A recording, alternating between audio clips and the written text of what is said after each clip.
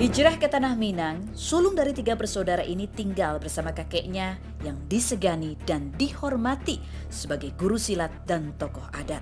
Di sini, Amar tak bisa berkutik. Tata krama dan sopan santun diajarkan dengan tegas dan penuh karisma.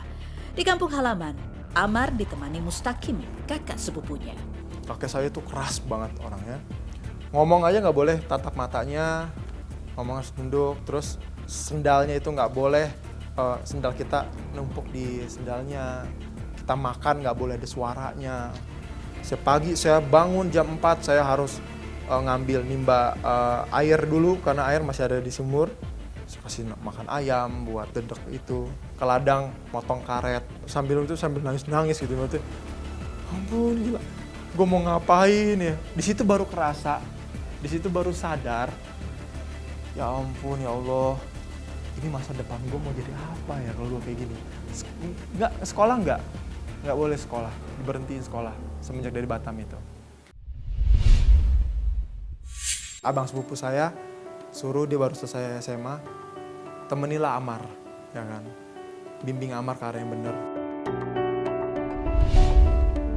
Bapaknya minta jagain dia gitu, sambil berkebun atau ajak dia berkebun atau gimana lah, kalian hidup bareng di kampung gitu. Kan saya punya percetakan juga, cetak batako gitu di kampung. Saya sama Amar kerja tuh nyetak batu ya kan. Karena kalau lagi pasirnya udah habis, kita sendiri yang masuk ke sungai, Amar masuk ke sungai, ngambil pasir dari dalam sungai untuk dibawa ke tempat kita. Itu kita untuk menghemat biaya sih.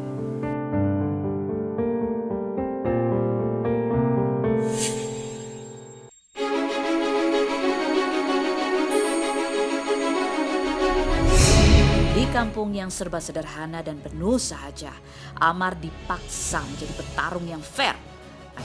Layaknya calon pendekar bengal yang sedang ditempa, kerja kasar dan pencak silat, kemudian mengubah Amar secara perlahan. Disuruh saya belajar silat di situ.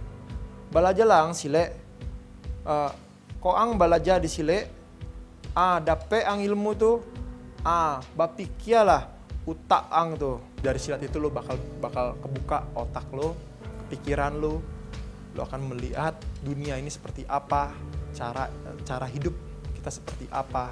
Lo cuma cukup satu, berdiam diri di tali yang nggak putus, tali rahmatullah, maksudnya kayak ya berpegang erat sama Al-Quran lah, sama Islam, sama agama gitu maksudnya.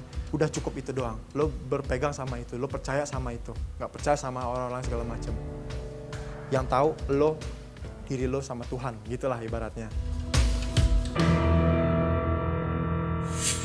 Akhirnya saya belajar silat di situ. Saya belajar silat luncu. Percaya nggak? Pertama guru saya itu segede ini, segede perut saya. Saya ketawa di situ.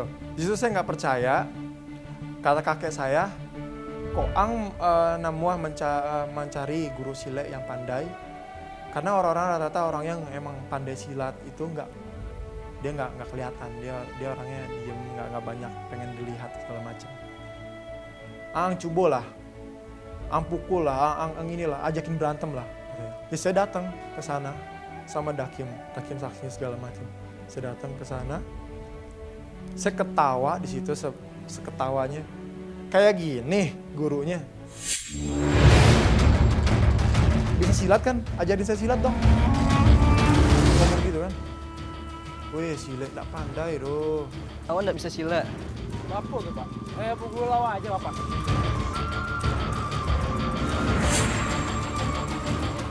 Saya pukul dia, saya dikunci. Sekecil itu. Dan dia cukup berbakat dalam ingatan dalam pergerakan. Pokoknya lincah lah ya. Paham setiap gerakan yang diajarin gurunya. Bisa ditandingkan saat itu ya kan.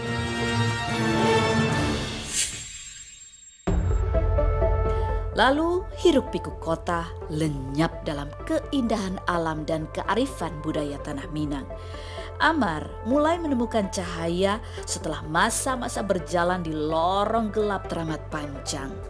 Ia tak hanya mulai memahami kemarahan sang ayah, tapi juga makin mencintai pencak silat dan filosofi yang dikandungnya. Saya benci banget papa saya dulu dikirim ke Muara Labu sana. Ternyata di situ saya sadar, oh seperti ini. Silat itu bukan cuman kita berdabak gitu, bukan untuk mukul, bukan untuk defense. Tapi silat itu adalah yang lebih penting adalah silaturahmi. Namanya kenapa silat? Adalah silaturahmi. Silaturahmi antara hablum minallah, hablum minannas. Antara kita sama Tuhan dan kita sama manusia. Dan di situ saya benar-benar ngerasa damai banget. Hati saya bisa ngiklasin mama saya. Karena dari itu saya nggak pernah ikhlas sama mama saya itu pergi. Adik saya udah pergi. Saya sampai, Tuhan adik saya sudah kau ambil. Dan sekarang mama saya, engkau ambil juga. Kenapa nggak saya? Saya beberapa kali udah sering hampir mau meninggal lah kayaknya segala macam, udah hampir sering banget beberapa kali. Tapi alhamdulillah masih ini. Saya selalu bikin apa maksud dibalik semua ini gitu loh. Sadar bahwa silat tak semata bela diri, tapi bagaimana menjaga hubungan dengan Tuhan Sang Pencipta dan sesama manusia, Amar belajar beragam jenis silat tradisi. Dari silat luncua, silat harimau, hingga silat kumango, ia tekuni. Dalam silat pula, untuk pertama kali, Amar dikenal sebagai anak berbakat dan berprestasi. Saya udah selesai DPT Perudin, saya belajar lagi, saya ke Alan Panjang, saya belajar terus ke Gae Ian, saya belajar di situ silat luncu, silat kumango, silat harimau, sampai saya ikut silat laga, kompetisi gitu. Jadi pencak silat. Silat sama pencak silat beda. Kalau pencak silat itu dia lebih ke turnamen. Saya masuk juga di situ di PSGP, Garuda Putih. Alhamdulillah saya pernah juara 2 dari acara Porda daerah Sumatera Barat. Dari silat itu kakek saya bilang, kok ang belajar sile, jangan takui, ang nggak bisa hidup jo sile. Alhamdulillah kayak ke Malaysia, waktu itu bawain silat tradisi.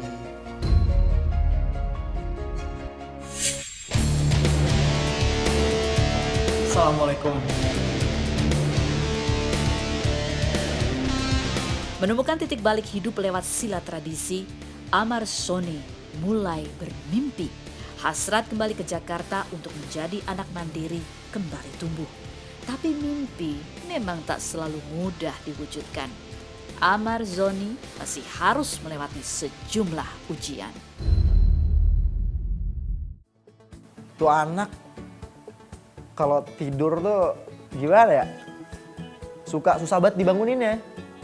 Nah itu jadi kayak marah banget, ya udah.